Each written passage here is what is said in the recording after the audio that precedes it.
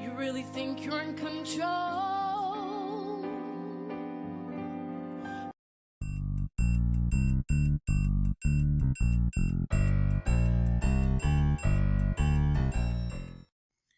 Hello everyone, Virgo here. Welcome to a Snoop4Truth. We're going to talk today about the so-called stock of the Federal Reserve System that people seem to be getting a bit confused about. The so-called stock of the Federal Reserve System is privately owned, but the profits of the Federal Reserve System are publicly owned.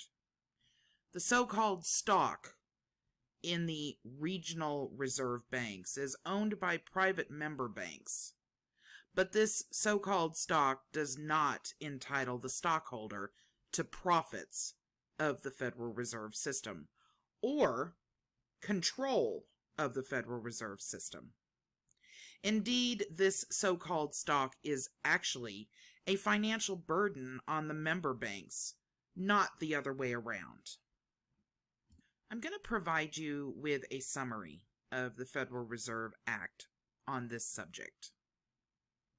Number 1. The Federal Reserve System has 12 regional reserve banks throughout the United States. Number 2. All national banks are required to become members of the Federal Reserve System. State banks are permitted but not required to become members of the Federal Reserve System. Number 3. Every applicant bank is required to buy so-called stock in its own regional reserve bank. Number 4. The so-called stock in these regional reserve banks is divided into shares of $100 each. Number 5.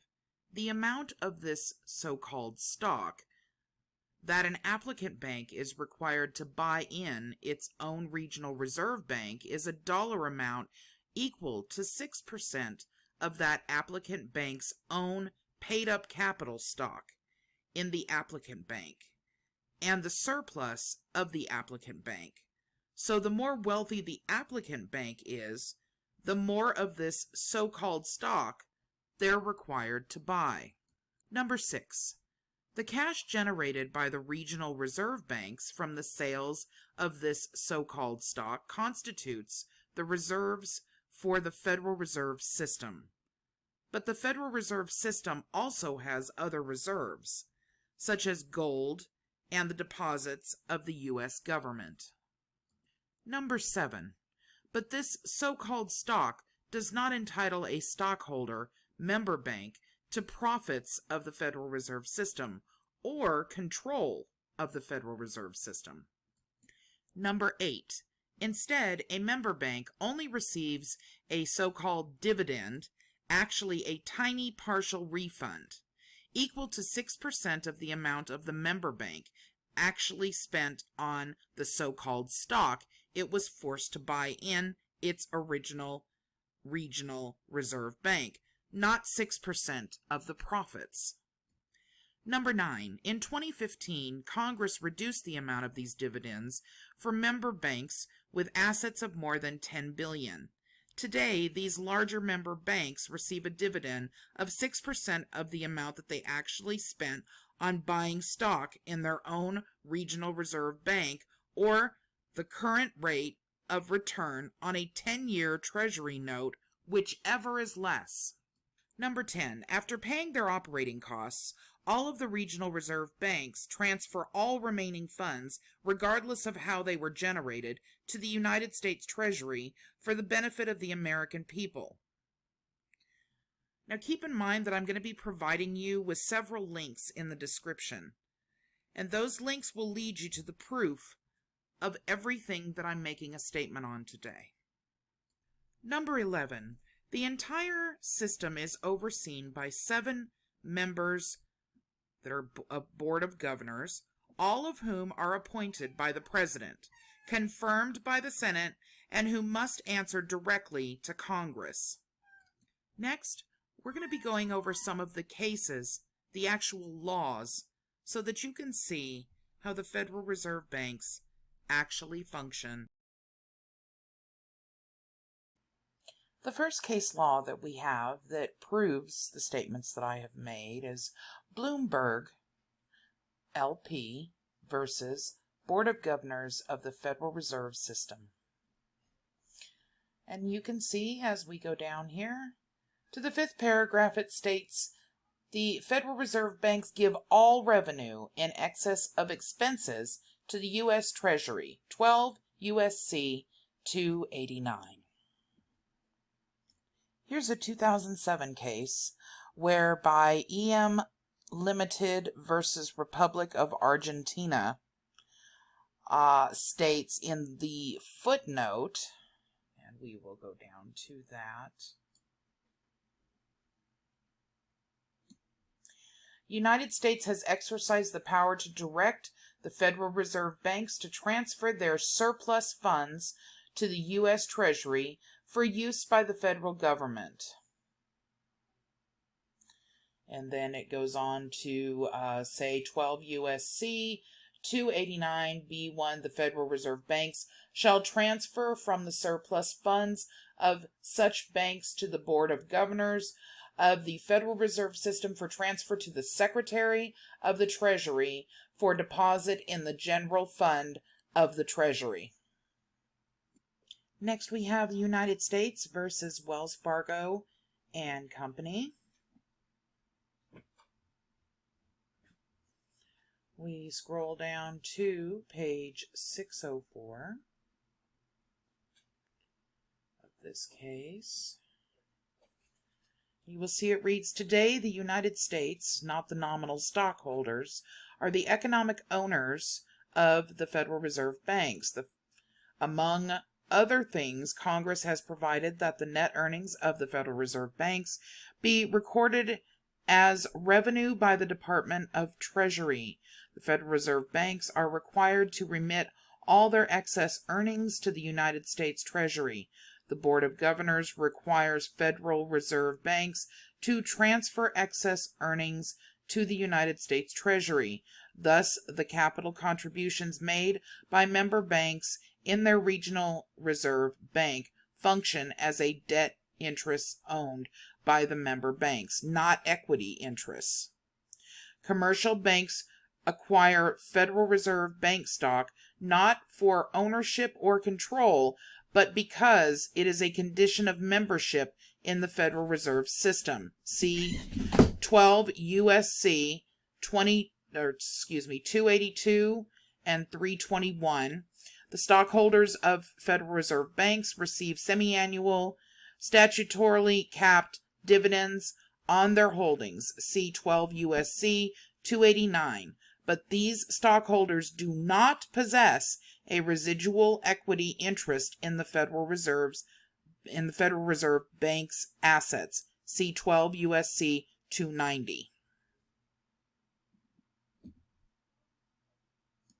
Next we have Star International Company Incorporated versus Federal Reserve Bank of New York. We're going to go ahead and scroll down here, and you will find at the 9th paragraph that the Federal Reserve Bank of New York, as one of the 12 regional Federal Reserve banks, is a fiscal agent of the United States, 12 U.S.C. 391. Other citations omitted. Federal Reserve banks have shareholders. National banks must buy stock in the Federal Reserve Bank of their region, and state banks may also apply for membership, 12 U.S.C. 222 and 321. But Federal Reserve banks are not operated for the profit of the shareholders. Rather, they were created and are opened in furtherance of the national fiscal policy. Fed Reserve Bank of Boston versus something of corpse. I'm sorry, I can't actually see what that is. And taxation of the Commonwealth of Massachusetts, 499 F 2D 60 and 62. And let's see, it says C12 USC 289, requiring the Federal Reserve banks to transfer net earnings to the U.S. Treasury. And the final case law that I'm going to go over with you is Jet Courier Services versus Federal Reserve Bank of Atlanta. Now, keep in mind that there are many, many more, and they're all going to be listed in the description area or in the comment section, depending on how much I can put in the description area, because they do limit our amount of characters for the description area. But they will either be pinned to the top of the comments or in the description area, where you can look all of these cases up if you would like to for yourself. So we're going to go ahead and go very far down to the bottom here. And it says, while savings and loan associations may in many ways be analogized to private corporations, Federal Reserve banks, by contrast, are plainly and predominantly physical arms of the federal government. Their interests are indistinguishable from those of the sovereign, the United States. There are 12 such banks in the nation, of which the plaintiff is one, referring to the Federal Reserve Bank of Atlanta. They were created and are operated in furtherance of the national fiscal policy. They are not operated for the profit of shareholders and do not provide ordinary commercial banking services. Their stockholders, the member banks, lack the powers and rights customarily vested in shareholders of a private corporation. Federal Reserve banks act as depositories for money held in the United States Treasury and as physical and monetary agents of the United States. 12 U.S.C. 391. They, the regional reserve, regional banks, hold the legal reserves of their member banks, issue currency, facilitate check clearance and collection, and have supervisory duties as to member banks. They also provide important services for the Treasury with respect to public debt and the issuance, handling, and redemption of government securities. The limited income generated is used to pay expenses and dividends limited to 6% of the amount the member bank actually spent on buying so-called stock in its regional reserve regional bank. Any remaining earnings are paid into the surplus fund, 12 U.S.C. 289, where they may be used by the United States Treasury to supplement the gold reserve. Should a Federal Reserve bank go into liquidation, any surplus becomes property of the United States, 12 U.S.C. 290. Other citations omitted. So that is at the second to last paragraph, where you can actually locate that information on this particular case. Now, what I'm going to do is provide you a bunch of other cases and links in the description, as I said, or pinned to the top of the comment section, so that you can take a look at all of them should you like to. But I'm sure that you can see that we have an ongoing they're all saying the same thing. They're all confirming everything that I said at the beginning of the video. So this is the reason why these have all been pulled up. In conclusion, the so-called stock of the Federal Reserve System is privately owned, but the profits of the Federal Reserve System are publicly owned. The so-called stock in the regional reserve banks is owned by private member banks, but this so-called stock does not entitle the stockholder to profits of the Federal Reserve System or control of the Federal Reserve System. Indeed, this so-called stock is actually a financial burden, the member banks,